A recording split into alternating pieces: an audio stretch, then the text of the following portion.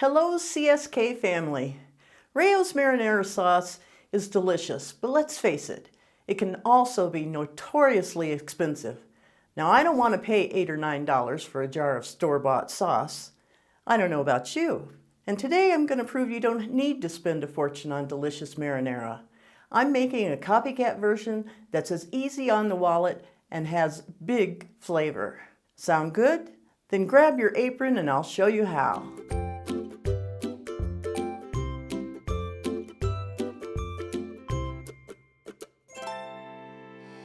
Okay, the first thing we need is two 28-ounce cans of San Marzano-style tomatoes.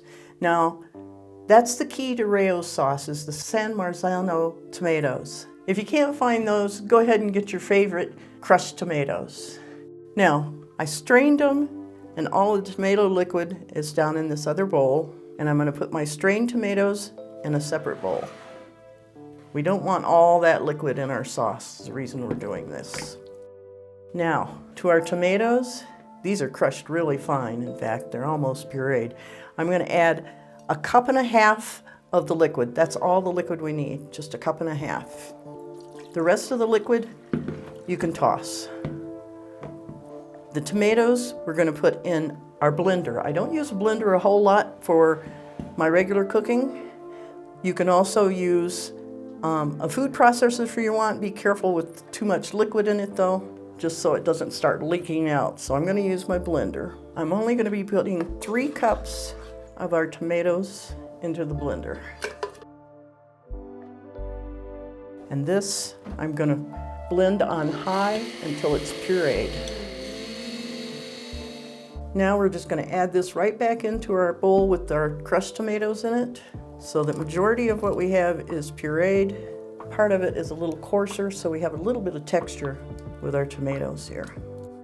Now we're going to get ready to put it on the stove, but first we're going to cook our onions and garlic before we add our sauce.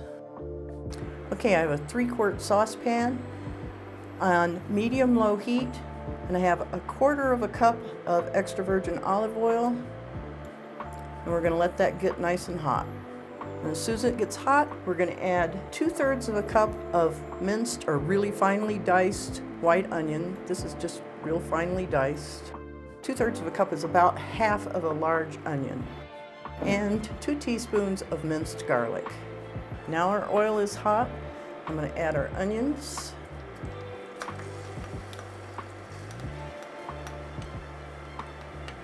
And our garlic.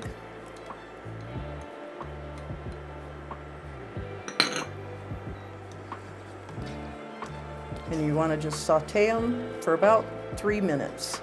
We don't want them to get brown because we don't want to add any kind of burnt flavor to it. One thing about the Rao's sauce is if you look at the label, there's no strange ingredients on there that you can't pronounce. There's no real preservatives in there. It's all just the ingredients that you are familiar with, and that's one reason it makes it so good, and it makes it easier to copy. Okay, I can see that my garlic is just on the verge of wanting to brown. My onions are translucent.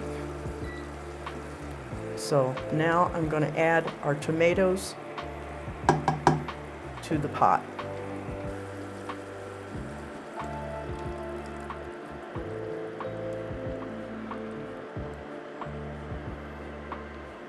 We're also going to add 2 tablespoons of chopped fresh basil,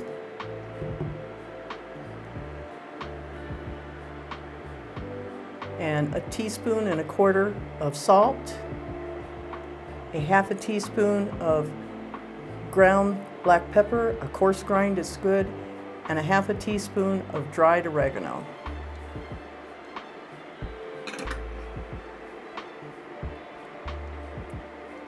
Now we're going to turn the heat up to medium and let it cut to a boil.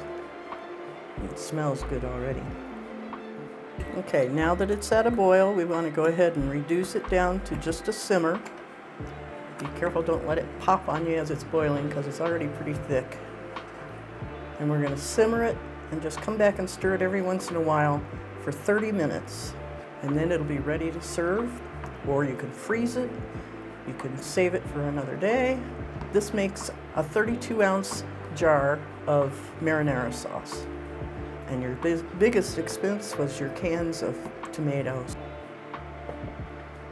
Okay, after 30 minutes, you've got a nice thick sauce ready to pour over a bowl of pasta with some nice crusty bread and a salad. You've got your perfect meal. And there you have it. My take on the iconic Rao's marinara sauce. It tastes just as good and saves you money too. I hope this recipe inspires you to explore the nuances of flavor and experiment in your own kitchen. Remember, the key to great cooking is quality ingredients and most of all, a little patience. If you enjoyed this recipe, don't forget to comment, like, and subscribe for more delicious and easy to make recipes.